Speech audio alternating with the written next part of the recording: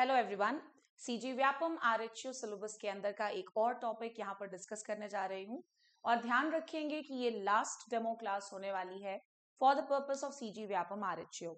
आज के इस पर्टिकुलर टॉपिक में मैं डिस्कस करूंगी एक बड़ा ही इंपॉर्टेंट स्पाइस क्रॉप यानी मसाले वर्गीय फसल के अंदर हमारे सिलेबस में जिंजर एक इंपॉर्टेंट टॉपिक है। वैसे अगर आप सिलेबस ढूंढोगे तो आपको जिंजर अलग से लिखा हुआ नहीं मिलेगा, इसीलिए मैंने पिछले साल का यानी कि 2017 का सीजी व्यापम आरएचओ का सबसे पहले एक सवाल लिया हुआ है और आप देखेंगे अगर तो आपको समझ में आएगा कि सवाल जो है वो जिंजर पर ही आधारित है।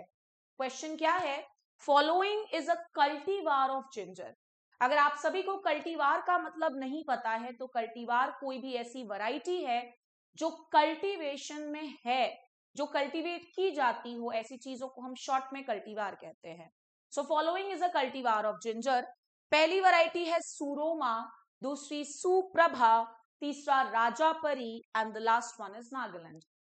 सवाल का आंसर मेरे लिए इंपॉर्टेंट नहीं है, बट ये बताना इंपॉर्टेंट है कि प्रीवियस ईयर में जब पेपर हुआ था वहां पर भी जिंजर पर आधारित वैरायटी बेस्ड क्वेश्चन पूछे गए थे। और जैसा कि मैंने हमेशा अपने सेशंस में कहा है, जो पिछले कुछ दिनों में मैंने सेशंस लिया है, कि आरईओ और आरएचओ का जो प्रिपरेशन स्ट्रैटेजी है वो डिफरेंट होगा। आरईओ में मैंने हमेशा कहा था कि अगर आपको वैरायटी याद नहीं होती आप छोड़ सकते हो, लेकिन आरएचओ में ऐसा आप नहीं कर सकते हो, बिकॉज आरएचओ का मतलब ही है हॉर्टिकल्चर एक्सटेंशन ऑफिसर। सो आप सोच भी नहीं सकते हो कि हम वैरायटी छोड़ करके जाएंगे। और आपने देखा होगा कितनी सारी वैरायटीज पूछी गई हैं। सो आइए शुरुआत करते हैं जिंजर को पढ़ना। बहुत सारे नए नए पॉइंट्स भी पढ़ेंगे जो कि अपकमिंग एग्जाम्स में हमें फायदा देगा। सिर्फ एक ही घिसे पिटे तरीके से पढ़ते रहने से फिर आपका लॉस है बेटा। इसलिए पेन्स और कॉपीज लेकर के बैठ जाइए और जितने भी इंपॉर्टेंट पॉइंट्स आप सभी को नजर आते हैं उसे नोट डाउन जरूर कर लीजिएगा इस सेशन में। आइए सबसे पहले पॉइंट पर आ जाते हैं। मैं हमेशा कहती हूँ don't skip the scientific name part. और जिंजर का साइंटिफिक नाम वैसे तो नहीं पूछेंगे, क्योंकि जिंजर का साइंटिफिक नाम आप ऑप्शंस में से आसानी से छाट लोगे, बट फिर भी हमें याद होना चाहिए जिंजर का scientific name is Zingiber officinalis. ठीक है भाई, साइंटिफिक नेम तो इजी है। और अगर आपको साइंटिफिक नेम याद है तो खुद ब खुद आपको फैमिली भी याद हो जाएगी। देखो, फैमिली का नाम और साइंटिफिक नाम जिंजीबर से बना जिंजीबेरेसी। वहीं अगर हम बात करें जिंजीबेरेसी में, क्योंकि मैं हमेशा पढ़ाती हूँ, हमेशा मैंने बताया हुआ है कि इस फैमिली में और कौन कौन आते हैं, लगे हाथ वो भी याद रख लो। तो जिंजर जो है, जिंजर के अलावा इस फैमिली में टर्मरिक आता है यानी कि हल्दी आता है, और इसके अलावा कार्डमम भी आता है। और ये दोनों भी बहुत इंपॉर्टेंट मसाले वाले क्रॉप्स हैं, इनको भी आपको उसी डिटेल में पढ़ना होगा। ध्यान रखिएगा, इस सेशन में मैं जिंजर की प्रोसेसिंग को भी डिस्कस करने वाली हूँ, ब्लीच जिंजर, अनब्लीच जिंजर। तो सेशन के साथ बने जरूर रहिएगा, बिकॉज बहुत ही बढ़िया बढ़िया और नए पॉइंट्स आपको सीखने को मिलेंगे। अच्छा, एक और बड़ा इंपॉर्टेंट पॉइंट कि जो जिंजर होता है इट इज अ सीओफाइट। अब ये सीओफाइट से क्या मतलब होता है? सीओफाइट कोई भी ऐसा प्लांट होता है विच इज शेड लविंग, जिसे छांव से बड़ा प्यार है, इसे बहुत ज्यादा सनलाइट की जरूरत नहीं पड़ती है।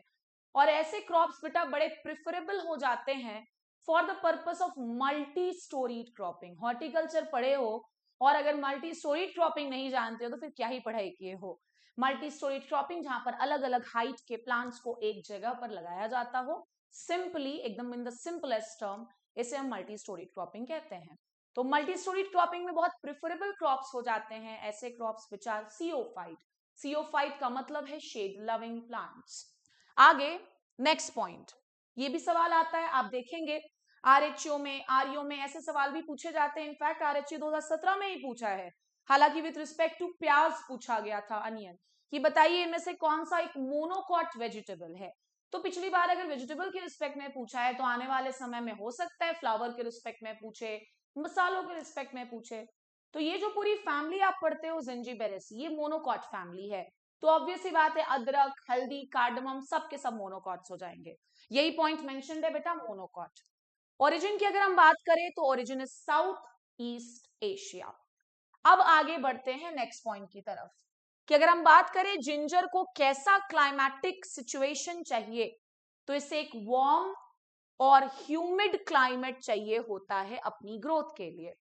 और जरा मुझे कमेंट में जरूर बताइएगा कि ऐसा कौन सा एग्रोनॉमिकल क्रॉप है जिसे सेम प्रकार का क्लाइमेटिक सिचुएशन चाहिए होता है, वार्म एंड ह्यूमिड क्लाइमेट।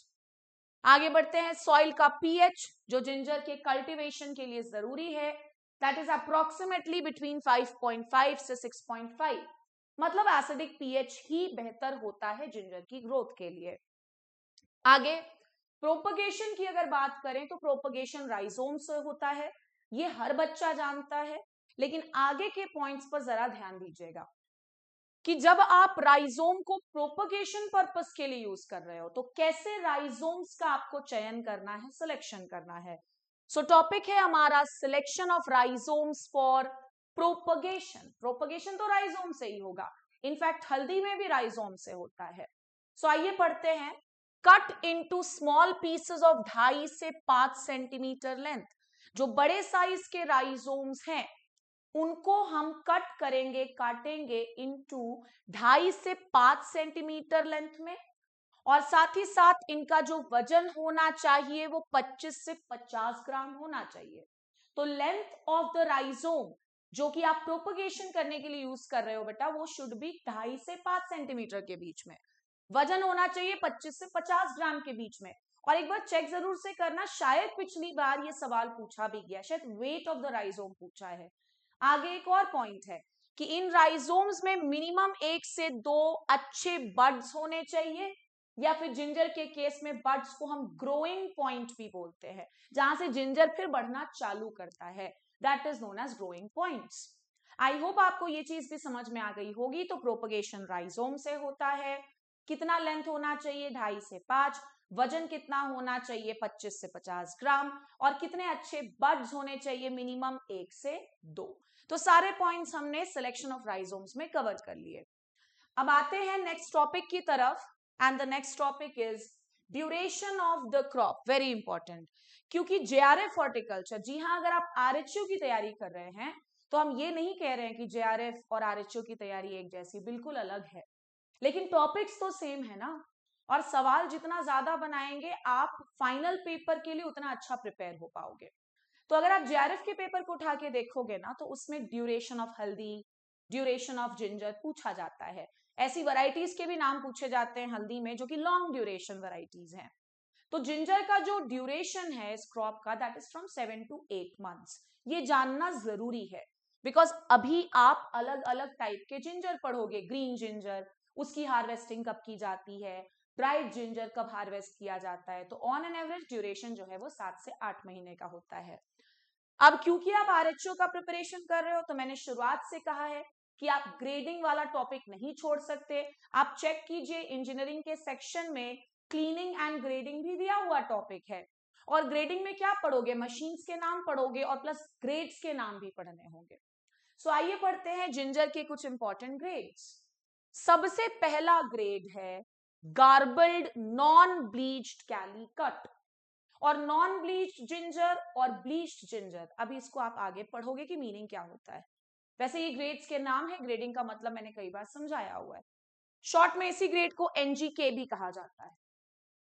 दूसरे ग्रेड पर आते हैं अनगार्बल्ड नॉन ब्लीच्ड कैलीकट, जिसको शॉर्ट में लिखते हैं NUGK, NUGK। तीसरे पर आते हैं garbled bleached Cochin, this is a grade of ginger, इसको शॉर्ट में लिखा जाता है BGC। And last but not the least ungarbled bleached Calicut, जिसे शॉर्ट में हम लिखते हैं BUGK। आप कहोगे कि मैम ऐसे सवाल तो आते नहीं है, ऐसा आप में से कोई प्रिडिक्ट नहीं कर सकता पहले से। एक मैं एग्जांपल देती हूँ, 2017 आरयू के पेपर में पेको पूछा था, PEKOE, pekoe is related to which crop, चाय।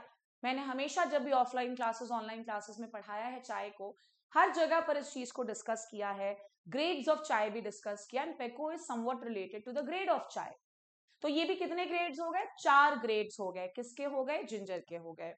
अच्छा, कुछ बच्चों के डाउट्स आ रहे थे आरएचयू एग्जाम के लिए, मैम हम लोग एलिजिबल नहीं है क्या एग्रीकल्चर वाले, जैसे आरयू के लिए सभी एलिजिबल हैं, इंजीनियरिंग वाले, हॉर्टिकल्चर वाले, BSc एग्रीकल्चर वाले, वैसे आरएचयू का भी केस है।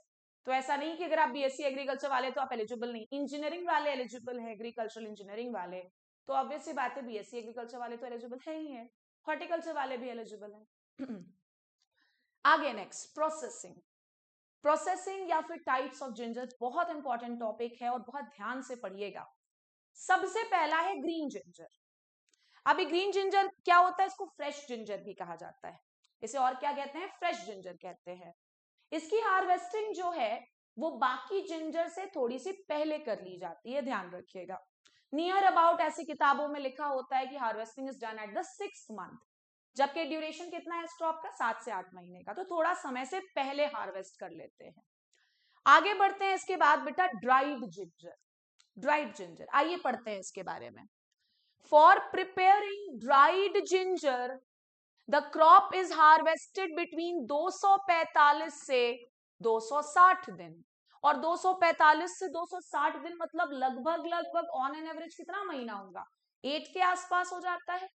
और जो ग्रीन जिंजर है वो समय से पहले एट द 6th मंथ आप हार्वेस्ट कर लेते हो, और ड्राइड जिंजर को आप प्रॉपर समय पर हार्वेस्ट करो, बिकॉज ड्यूरेशन कितना है 7 से 8 महीने का, और ऑन एन एवरेज आप 8 महीने के ही आसपास वाले समय में इसकी हार्वेस्टिंग करते हो। आगे बढ़ते हैं। फॉर प्रिपेयरिंग ड्राई जिंजर, ध्यान से सुनते जाइएगा, बहुत सारे स्टेप्स हैं। ड्राई जिंजर बनाने के लिए प्रोड्यूस यानी कि जो जिंजर आपने हार्वेस्ट किया है, it is kept soaked in water overnight. Dried ginger बनाने के लिए हम रात भर हार्वेस्टेड जिंजर को पानी में सोख करके रहने देते हैं। आगे नेक्स्ट पॉइंट की तरफ बढ़ते हैं। The rhizomes are rubbed well to clean them. सुबह उठे आप, रात भर आपने पानी में उसको सोख करने के लिए छोड़ दिया था, उसके बाद हाथों से जिंजर को रब किया जाता है सो दैट जो भी गंदगी है, छिलका वगैरह है, वो रिमूव हो जाए। आगे, after cleaning the rhizomes are removed from the water and the outer skin is removed with bamboo splinters having pointed end. आपने पानी से बाहर निकाल लिया, उनको रब कर लिया आपस में, उसके बाद बैम्बू स्प्लिंटर एक्चुअली ये चाकू के जैसा काम करता है। बैम्बू स्प्लिंटर्स जिनके एंड्स जो है वो नुकीले हैं, उनकी मदद से आउटर स्किन को, आउटर पील को पूरी तरह से हटा दिया जाता है। आगे, the peeled rhizomes are washed and dried in the sun uniformly for एक हफ्ता। मतलब हमने पीलिंग वीलिंग कर ली, अब ये बिना छिलके वाले राइजोम को 1 हफ्ते तक सन ड्राइंग किया जाता है, धूप में सुखाया जाता है। नेक्स्ट पॉइंट पर आते हैं। The dried rhizomes are rubbed together in order to get rid of the last bit of skin or dirt. मतलब अब ये सूख गया है 1 हफ्ते तक, अब ये जो राइजोम सूखे हुए हैं इनको फिर से हम क्या करते हैं, रब टुगेदर, आपस में इनको रब किया जाता ताकि जो भी डर्ट वगैरह होगा या थोड़ा बहुत छिलका बचा रह गया होगा वो भी पूरी तरह से रबिंग एक्शन की वजह से खत्म हो जाए, हट जाए। और इसके बाद जो हमें जिंजर मिलता है इसे ही हम अनब्लीच्ड जिंजर कहते हैं। क्या कहते हैं, अनब्लीच्ड जिंजर। आई होप आप सभी को अनब्लीच्ड जिंजर कैसे प्रोड्यूस किया जाता है स्टेप बाय स्टेप ये चीज जरूर समझ में आ गई होगी। आगे बढ़ते हैं बेटा नेक्स्ट टॉपिक की तरफ, and that is bleached ginger. देखो, अगर मैं अनब्लीच्ड जिंजर आपको नहीं भी पढ़ाती तो भी चल जाता, डायरेक्टली मैं ब्लीच जिंजर पढ़ाती, लेकिन डिफरेंशिएट करना अब आसान हो जाएगा कि अच्छा अनब्लीच्ड जिंजर में हमने क्या क्या किया, रात भर पानी में डुबा करके रखा, उसके बाद बाहर निकाला, उसके बाद मैं शॉर्ट में बता रही हूँ, बैम्बू स्प्लिंटर्स की मदद से पूरे के पूरे छिलके को बाहर कर लिया। अब ये बिना छिलके वाले राइजोम को धूप में 1 हफ्ते तक सुखाया, उसके बाद दोबारा से इनको आपस में रब किया ताकि थोड़ा बहुत जो भी स्किन वगैरह बचा रह गया होगा वो भी हट जाए, और उसके बाद फिर फाइनली जो हमें मिलता है that is known as unbleached ginger. यही तो आपने पढ़ा बेटा। अब आओ ब्लीच्ड जिंजर पर, और ध्यान रखिएगा कि ब्लीच्ड जिंजर ही ऑब्जेक्टिव फ्रेम कर सकता है। आइए पढ़ते हैं ब्लीच्ड जिंजर का मतलब। To get a good appearance, अच्छे लुक के लिए, peeled rhizomes are soaked in 2% lime water for 6 ghanta. मतलब अगर सवाल आ जाए कि ब्लीच्ड जिंजर बनाने के लिए आप किस केमिकल को यूज करते हो, लाइम को, कितना प्रतिशत, 2%, कितने घंटे तक डुबोएंगे पील्ड राइजोम को, तो हमने लिखा 6 घंटे तक डुबोएंगे, and then dried and this is known as bleached ginger. उसके बाद बाहर निकाला, सुखा दिया, जो मिला that is known as dried ginger. I hope आपको ब्लीच्ड जिंजर और अनब्लीच जिंजर में डिफरेंस क्लियर हो गया होगा। ग्रीन जिंजर क्या है ये भी आपको समझ में आ गया होगा। आगे बहुत इंपॉर्टेंट चीज है, the yield of dry ginger is 16 से 25% ऑफ द फ्रेश जिंजर। इसे कहते हैं रिकवरी रेट, कितने से शुरू किया आपने और कितना मिलेगा। 16 से 25% ऑफ द क्या बेटा, फ्रेश जिंजर, या फिर जो आप कहते हो ग्रीन जिंजर। आगे बढ़ते हैं नेक्स्ट टॉपिक की तरफ, जो कि है वैरायटीज ऑफ जिंजर, और यहीं से तो सवाल आया था पिछली बार। सो आइए पढ़ते हैं वैरायटीज ऑफ जिंजर में। सबसे पहली वैरायटी सुप्रभा, शुरुआत ही उस वैरायटी से हुई जो कि पिछली बार के आरएचओ का सवाल था। कोई कैरेक्टर नहीं जानने की जरूरत है। दूसरी वैरायटी है सुरुचि, तीसरी इज सुरवी, और सुरवी कैसी वैरायटी है, म्यूटेंट। कुछ बच्चे हमेशा कहते हैं कि मैम हम लोग वैरायटीज पढ़ पढ़ के भूल जाते हैं, बिकॉज आप सही तरीके से वैरायटीज को नहीं पढ़ते हो।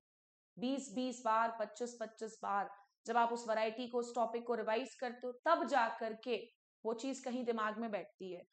वो भी बार बार रिवीजन करोगे तभी आपको याद रहेगा, ध्यान रखना। तो हमने क्या पढ़ा, सुरवी जो वैरायटी है दैट इज म्यूटेंट वैरायटी, और म्यूटेंट वैरायटीज इंपॉर्टेंट होती हैं। आगे नेक्स्ट वैरायटी हिमगिरी, बहुत पूछा जाता है। ये जो वैरायटी है this is tolerant to rhizome rot बीमारी। राइजोम रॉट एक बहुत फेमस बीमारी है जिंजर के केस में, जो कि पिथियम नाम के फंगस से होता है, और इस बीमारी से पूरी तरह से क्या है बेटा, टॉलरेंट है। आगे वारदा, रेजाथा, महिमा, अथीरा, कार्तिका, ये सब वैरायटीज आप जो भी बुक्स पढ़ते हो, मैं बार बार कहती हूँ मैं नाम नहीं लेती हूँ किसी किताब का, उन बुक्स में तो नहीं है। इसीलिए मैं कहती हूँ कि ये जो नोट्स मैंने कंपाइल किया ये कोई अकेली बुक से उठा करके कंपाइल नहीं किया है। कम से कम मुझे 4 से 5 बुक्स लगते हैं, सो दैट सारी चीजें एक जगह पर बच्चे को कंपाइल होकर के मिल जाए। तो जैसा मेहनत टीचर करता है वैसा मेहनत फिर आप भी करो, तभी रिजल्ट मिलता है बेटा, ध्यान रखिएगा। तो यहाँ पर है कार्तिका। उसके बाद देखो इस वैरायटी का नाम एक्चुअली ऐसे लिखते हैं V3SJ डैश देकर के 8, और ये जो variety this is also mutant variety. इसके बाद सुबधा, ये भी कैसी वैरायटी बेटा, mutant variety. Rio de Janeiro तो बहुत फेमस वैरायटी है जिंजर की, और ये कैसी वैरायटी, इंट्रोड्यूस्ड वैरायटी। मतलब ये हमारे भारतीय ओरिजिन की वैरायटी नहीं है, किसी दूसरे कंट्री से इंट्रोड्यूस की गई, और ऐसी वैरायटीज को एक्सोटिक वैरायटी भी कहते हैं। Last but not the least we have China, और ये जो चाइना वैरायटी है नाम से ही समझ में आ रहा है ये भी इंट्रोड्यूस्ड वैरायटी है। तो ये पूरा का पूरा वैरायटी कंप्लीट हो गया। हर बुक में, चाहे आप हैंडबुक देखोगे, चाहे आप स्पाइसेस मेडिसिनल की जो प्रॉपर बुक आती है वो देखोगे, सारी वैरायटीज मैंने कवर कर दी। वैरायटीज इससे ऊपर पढ़ भी नहीं पाओगे, और इतना ही पढ़ के जाना है। आगे बढ़ते हैं। आई थिंक इसके बाद ये लास्ट टॉपिक है, इंसेक्ट्स और डिजीजेस। जिंजर में जब आप इंसेक्ट पढ़ रहे हो तो बहुत हल्के में लीजिए, क्योंकि इंसेक्ट के नाम जिंजर से तो नहीं पूछे जाएंगे, इतना इंपॉर्टेंट इसका इंसेक्ट वाला पार्ट नहीं होता। फिर भी नाम मैंने मेंशन कर दिया है, शूट बोरर है, लीफ रोलर है, और एक लास्ट इंसेक्ट एकाध एग्जाम में पूछा गया है, राइजोम स्केल। राइजोम स्केल नाम है इस इंसेक्ट का। लास्ट वी हैव डिजीज बेटा, जैसा कि मैंने बताया भी आपको कि इसमें एक बीमारी होती है राइजोम रॉट, जिससे कि हिमगिरी टॉलरेंट था। इसे सॉफ्ट रॉट भी कहा जाता है, और ये एक फंगस से होता है जिसका नाम है पिथियम। साथ ही साथ इसमें एक और वैरायटी भी होती है विच इज बैक्टीरियल विल्ट। अब ध्यान देना क्या क्या इसमें नया पढ़ा आपने। वैरायटी तो फिर भी आप ढूंढ ढूंढ के पढ़ सकते हो। प्रोसेसिंग वाला पार्ट बहुत इंपॉर्टेंट है, जिसमें ग्रीन जिंजर, जिसे हमने फ्रेश जिंजर कहा, फिर हमने ड्राइड जिंजर, उसके बाद अनब्लीच जिंजर और ब्लीच जिंजर पढ़ा। और ध्यान रखिएगा ब्लीच जिंजर बिल्कुल एक अच्छा सवाल हो सकता है। हमने ग्रेड्स के बारे में पढ़ा, हमने क्लाइमेटिक रिक्वायरमेंट्स पढ़ा। तो जितनी चीजें आपको नई लगती हैं उसको प्लीज प्लीज पढ़ करके जाइए आने वाले समय में जो भी एग्जाम होता है। हाँ, स्पेसिफिकली इतना सब कुछ जिंजर में पढ़ना सिर्फ आरएचओ के लिए या फिर जेआरएफ के लिए इंपॉर्टेंट हो सकता है। So that was all for today's session. Thank you so much.